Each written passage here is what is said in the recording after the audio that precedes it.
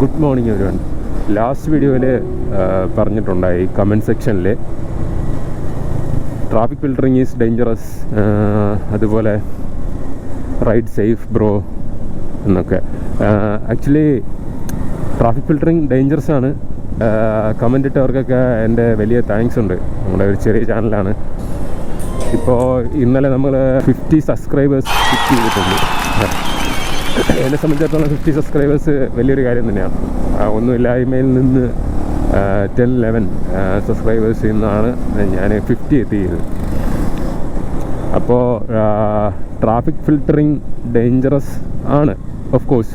പക്ഷേ അത് നമ്മളെങ്ങനെ സേഫായിട്ട് ഫിൽറ്റർ ചെയ്യാം എന്നായിരുന്നു ഞാൻ വീഡിയോയിൽ ഉദ്ദേശിച്ചത്. നമ്മളൊരിക്കലും ബ്ലൈൻഡ് സ്പോട്ടിലോ അല്ലെങ്കിൽ വളവ് വരുമ്പോഴത്തേക്കോ അങ്ങനെയൊന്നും നമ്മൾ ട്രാഫിക്ക് ഫിൽറ്റർ ചെയ്യാറില്ല. അതുപോലെ നമ്മുടെ റോങ് സൈഡിൽ വെഹിക്കിൾസ് വരുമ്പോഴത്തേക്കും ഫിൽറ്റർ ചെയ്യാറില്ല. അപ്പോൾ അങ്ങനെയുള്ളൊരു സിറ്റുവേഷനിൽ അത് സേഫാണ് എന്നാണ് എൻ്റെ അഭിപ്രായം. ബട്ട് ഓരോരുത്തർക്കും അവരവരുടെ കപ്പാസിറ്റി ഉണ്ട്, അവരവരുടെ റിയാക്ഷൻ ടൈമുണ്ട്. നമ്മൾ അതനുസരിച്ചിട്ട് വേണം പ്ലാൻ ചെയ്ത് ട്രാഫിക്കൊക്കെ നമ്മൾ ഫിൽറ്റർ ചെയ്യാനും ഓരോ വണ്ടി ഓവർടേക്ക് ചെയ്യാനും കയറി പോകാനും. ഇപ്പോൾ എൻ്റെ കപ്പാസിറ്റി വെച്ചിട്ട് ട്രാഫിക്ക് എങ്ങനെ കയറി പോകുന്നു എന്നായിരുന്നു ഞാൻ ലാസ്റ്റ് വീഡിയോയിൽ ഉദ്ദേശിച്ചിരുന്നത്.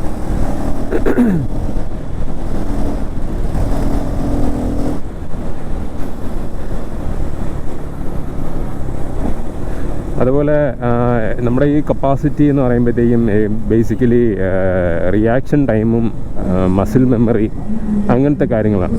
ഇപ്പോൾ നമ്മളൊരു 1 ഇയർ 2 ഇയർ ഒക്കെ ആയിട്ട് ഒരു ബൈക്ക് ഓടിക്കുമ്പോഴത്തേക്കും മേ ബി ചിലർക്ക് ഒരു കുറേയൊക്കെ മസിൽ മെമ്മറി വരാറുണ്ട്. ബട്ട് ഞാനിപ്പോൾ ഓൾമോസ്റ്റ് 3 ഇയേഴ്സ് കഴിയുന്നു ഈ KTM ബൈക്സ് ഓടിക്കാൻ തുടങ്ങിയിട്ട്.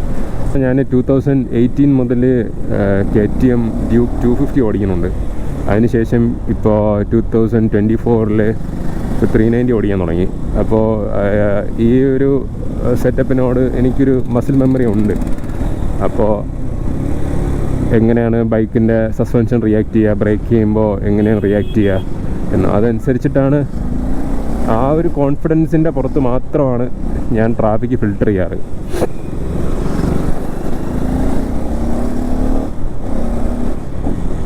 പക്ഷേ ഞാൻ ഡേഞ്ചറസ് ആയിട്ട് ഫിൽറ്റർ ചെയ്യാറില്ല. റോങ് സൈഡ് ഒത്തിരി വണ്ടി ഉള്ളപ്പോൾ ഫിൽറ്റർ ചെയ്യാറില്ല. ഗ്യാപ്പ് ഉള്ളപ്പോൾ മാത്രം ഫിൽറ്റർ ചെയ്യാറുള്ളൂ. ചിലരിങ്ങനെ ട്രാഫിക്കിൽ ആൾക്കാരുടെ ഇടയിൽ കയറി അവരെ പുഷ് ചെയ്തിട്ട് ട്രാഫിക്ക് ഫിൽറ്റർ ചെയ്യുന്നത് കണ്ടിട്ടുണ്ട്. അത് എൻ്റെ അഭിപ്രായത്തിൽ നല്ലൊരു പ്രവണതയല്ല. ബിക്കോസ് റോഡ് എല്ലാവർക്കും വേണ്ടി ഉള്ളതാണ്. അപ്പോൾ ഒരാൾ വളരെ കംഫർട്ടബിളായിട്ട് ആ റോഡിൽ ഓടിച്ച് പോകുമ്പോഴത്തേക്കും റൈഡേഴ്സ് പോയിട്ട് ഇങ്ങനെ അവരെ അടുത്തൂടെ ഓടിക്കുമ്പോഴത്തേക്കും അവർ ജസ്റ്റ് ഒന്ന് നീങ്ങി തരും. അപ്പോൾ അത് ശരിക്കും നമ്മളെ സംബന്ധിച്ചിടത്തോളം അല്ലെങ്കിൽ ആരെ സംബന്ധിച്ചിടത്തോളം അതൊരു ഡിസ്കംഫർട്ടാണ്. കാരണം അവരവരുടെ ഒരു സേഫ് സ്പേസിൽ ഓടിച്ച് പോകുമായിരിക്കും. അപ്പോഴായിരിക്കും അവിടെ ഗ്യാപ്പ് ഇല്ലെങ്കിൽ കൂടി ഗ്യാപ്പ് ഉണ്ടാക്കാൻ വേണ്ടിയിട്ട് റൈഡേഴ്സ് പോയിട്ട് ഇങ്ങനെ പുഷ് ചെയ്യുന്നത്.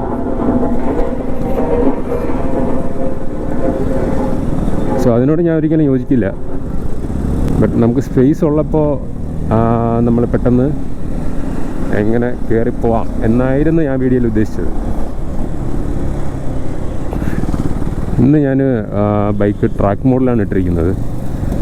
കാരണം എന്ന് വെച്ചിട്ടുണ്ടെങ്കിൽ ഇന്ന് ഞാൻ ഓഫീസിലെത്താൻ അല്പം ലേറ്റായി. ഓഫീസിലെത്തേണ്ടത് 9:30-ക്കാണ്. ഇപ്പോൾ ഓൾമോസ്റ്റ് 9:36 സോ നമ്മൾ 6 മിനിറ്റ് ഓൾറെഡി ലേറ്റായി. Hope I can reach within 10 minutes. കാരണം ഇവിടെ നിന്ന് എനിക്ക് തോന്നുന്നു ഒരു 7 കിലോമീറ്റർ ഉണ്ടാവും.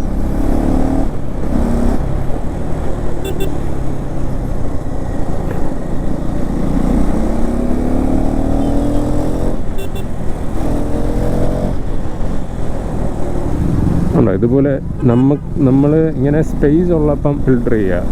ഇവിടെയെല്ലാം നമുക്ക് ആവശ്യം പോലെ സ്പേസ് ഉണ്ട്.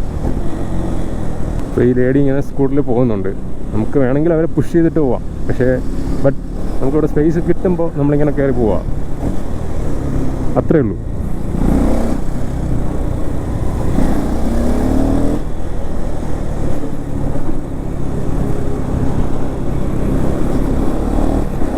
ഇത് ആക്ച്വലി ട്രാഫിക് ഫിൽറ്ററിങ്ങിൻ്റെ ഒരു ട്യൂട്ടോറിയലൊന്നുമല്ല. അപ്പോൾ ഞാനിത് ഓഫീസിലേക്ക് പോകുന്ന സമയത്ത് സേഫായിട്ട് ചെയ്യുന്നൊരു കാര്യം യൂട്യൂബിൽ പ്രസൻറ്റ് ചെയ്യുന്നതേ ഉള്ളൂ. ആരും ഇത് അനുകരിക്കാതിരിക്കുക. കേപ്പബിളായിട്ടുള്ള റൈഡേഴ്സ് ഉണ്ട്, നല്ല രീതിക്ക് ഓടിക്കുന്ന റൈഡേഴ്സ് ഉണ്ട് സേഫായിട്ട്. പിന്നെ വേറൊരു ഇമ്പോർട്ടൻറ്റ് കാര്യം, നമ്മുടെ KTMൻ്റെ ബ്രേക്സ്. ഈ ബ്രേക്കിൽ ഞാൻ വളരെ കോൺഫിഡൻ്റ് ആണ്. അതുകൊണ്ട് മാത്രമാണ് നമുക്ക് ഈ വണ്ടി ഇങ്ങനെ പെട്ടെന്ന് ആക്സിലറേറ്റ് ചെയ്യാനും അതേ സ്പീഡിൽ എങ്ങനെയാണ് ആക്സിലറേറ്റ് ചെയ്യുന്നത് അതിനേക്കാളും ഫാസ്റ്റായിട്ട് ഡീസിലറേറ്റ് ചെയ്ത് നിർത്താനും നമുക്ക് പറ്റുന്നത്. നമ്മുടെ ബൈബ്രയുടെ ബ്രേക്സ് വളരെ കേപ്പബിളാണ്. എന്തൊക്കെ പറഞ്ഞാലും ഞാൻ ഒരുപാട് സിറ്റുവേഷൻസിൽ ബ്രേക്ക് കൊണ്ട് മാത്രം രക്ഷപ്പെട്ടിട്ടുണ്ട്.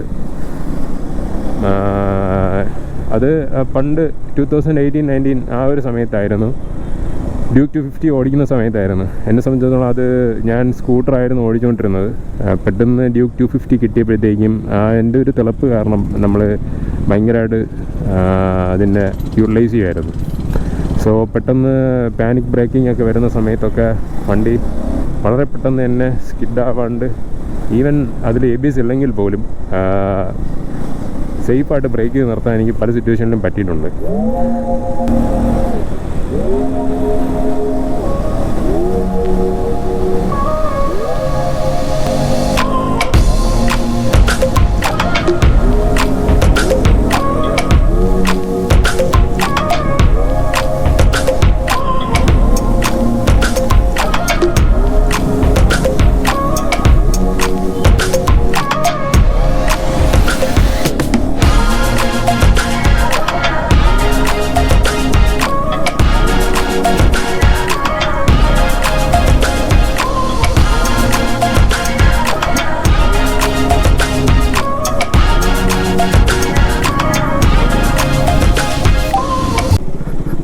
അപ്പോൾ അത്രയൊക്കെ തന്നെയുള്ളൂ ഇന്നത്തെ വീഡിയോ.